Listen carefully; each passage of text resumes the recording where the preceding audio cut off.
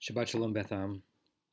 These videos, the Shabbat videos that I started sending out at the beginning of COVID, and not every week, but mostly every week, began as a short way for me to connect with you, one direction I know, to share some updates in the congregation, a short piece of Torah, and then sometimes a meditation.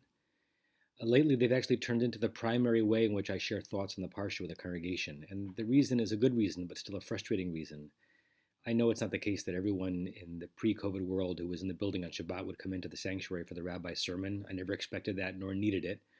But there's something about delivering a sermon from a bima which just has a bit of a grandeur to it, both for the one delivering it and I hope for the people hearing it, that is just different in this era. And I was bemoaning with our shul president, Stuart Tochner, that because of the way we're setting things up, still now, including the Shabbat, where we're having a pretty short in-person outdoor bar mitzvah on the field as we celebrate Eitan Ben Tzvi becoming bar mitzvah, that's just not the right setting for, nor do we have the right time for a formal Shabbat morning sermon. So I'm now really using this video as the primary way in which I share words of Torah with you, which means that this one is going to be almost exclusively a sermon, a little Dvar Torah, longer than usual, but without the communal update, and we'll see how long it takes, maybe a little bit of a meditation at the end. And I'll begin the way I'm going to end, which is that I really miss you. I really miss sharing Shabbat with you and sharing Torah with you in person. And I love you, and I hope that we can continue this relationship for many, many years to come, studying the Torah together. Okay, with that as an intro, I'm sorry that I'm clearing my throat. We all like to harness sacred texts to support ideas that resonate with us. And in some ways, the whole enterprise of rabbinic midrash is this endeavor. Do we really think that the great rabbis of the Talmud were only droshing out verses based on what they really thought the texts intended, rather than some version of a combined conscious and unconscious process by which they found illuminating and also sometimes convenient proof texts to buttress their own read of reality and society? It might have been a read informed by their Jewish studies and values, yes, emanating from the Torah, but then with some circular reasoning that read, which often differed from their peers' read of reality, was reinforced by a somewhat selective choice of proof texts, when those very same texts could, wielded by someone with a different value set, argue in the other direction. And of course, there were endless texts, other texts, that could be brought as counter-arguments. Such is the game of making an argument and crafting an ideology and linking it to a divinely inspired, purposeful life. We all do some version of that, both with the religious world, with respect to sacred writ, and the secular world, with respect to a nation's founding documents. With that in mind, I want to say that I don't think that one can dispositively argue that the Torah itself supports one form of economic society, and certainly one form of modern economic society, to the exclusion of all others. It's not that simple. There are definitely hints in the Torah that what modern society refers to as socialism, or truly shared wealth and resources, is the ideal. The texts in Leviticus, Vayikra, that call for remission of debts, restoring of land to original owners, and mechanisms ensuring that neither wealth nor poverty exists in any family for more than 49 years, or about 2 generations, those push against a capitalist urge to amass as much as possible, or maybe to rein in that capitalist urge. There would be no Jeff Bezos imparting his billions to his great-great-great-grandchildren if Vayikra had its way. And at the same time, wealth itself is not besmirched everywhere you look in the tradition. Even as the Torah democratizes giving by requiring every Israelite, wealthy or poor, to give the exact same half-shekel tax, the Torah valorizes the very generous giving that only could have come from those who had lots to give in the first place, that the Israelites did in the desert when Moshe called for donations to the Mishkan, the portable tabernacle in this week's Parsha, Terumah. So it's complicated. We're all created in God's image equally, but I'm not sure that the Torah expected or even desired that every citizen in its society have the exact same amount as everyone else. The provisions in the tradition for ensuring that the indigent are cared for seem to suggest that the Torah assumes that there will always be needy. We may endeavor to lessen that phenomenon, but perhaps more important to the Torah is the less utopian project of how we actually treat the needy that are among us. I am moved by a series of Talmudic texts, also based on a verse from Terumah, that I was alerted to by my friend Aryeh Bernstein.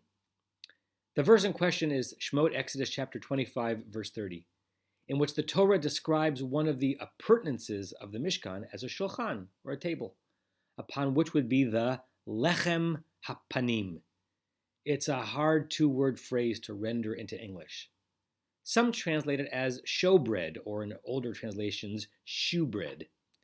Lechem is bread, and panim is face, or faces, or showing, or inside, or lots of different things. What exactly these loaves of bread were is not entirely clear. Rabbi Moshe Leib Sassov, the 18th and 19th centuries founder of the Sassover Hasidic dynasty, he states that these loaves were on display and accessible at all times. For what purpose? So that aniyim, the poor, could take it for their subsistence. Sort of like a temple version of the agricultural laws that say certain parts of the field do not belong to the owner of that field, but rather to the needy. This was to the Sassover a permanent food pantry and the holiest spot in the community.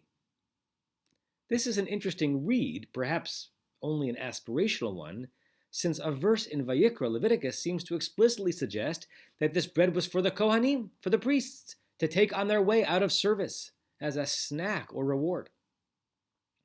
But two other Talmudic texts thicken the plot. One, in Tractate Chagiga, suggests that there was a regular miracle taking place with those loaves. No matter how long they stayed out, they never got stale, or they never cooled off, depending on whether you follow Rashi's or Tosafot's take. They remained fresh and warm. And elsewhere in the Talmud, in Bava Batra, it associates this lechem hapanim with prosperity. Rabbi Yitzchak taught that one who wished to become rich should turn to the north. Why? Because it was in the north of the tabernacle, the Mishkan, that this table stood holding those loaves of bread. According to this text, this showbread was a version of a North Star, exemplifying the apparently natural desire, represented in the structure of the temple itself, to amass material largesse. My friend Aryeh artfully weaves these two Talmudic texts together so that they represent two characteristics of this lechem hapanim. The bread is a symbol of wealth, yes, but also the bread is miraculously able to maintain its freshness, its warmth, its softness in perpetuity, not just when it is new. Wealth is fine on its own. It's nothing to critique elementally. But perhaps the moral lesson of these fused texts is that the people producing wealth, often producing your wealth, like the bread, deserve to be as fresh and filled with vigor at the end of their lives and labors as at the beginning. One's wealth cannot be built on another's deterioration. And beyond that, on a meta level, my read of Aryeh's read is that true wealth in a society is only worthy if it itself is sustainable, if the wealth does not cave in on itself and cannibalize itself and become rancid over time. In the temple, it required a miracle to sustain that freshness. In our society, it requires inventive and also compassionate economic structures so that the society's wealth grows, so that those toiling to produce it are not worked to their bone, and so that the laborers producing said wealth are maintained just as vital, just as vigorous as the very lucre they are helping to grow for the grand society in whose richness they deserve to share. I leave you with that thought for the Shabbat. And I wish you a Shabbat Shalom. And because the video has been long enough as is, I won't move on to a meditation, but I encourage you to meditate and find pieces, moments of tranquility, the Shabbat, and know that I miss you and that I love you. Shabbat Shalom.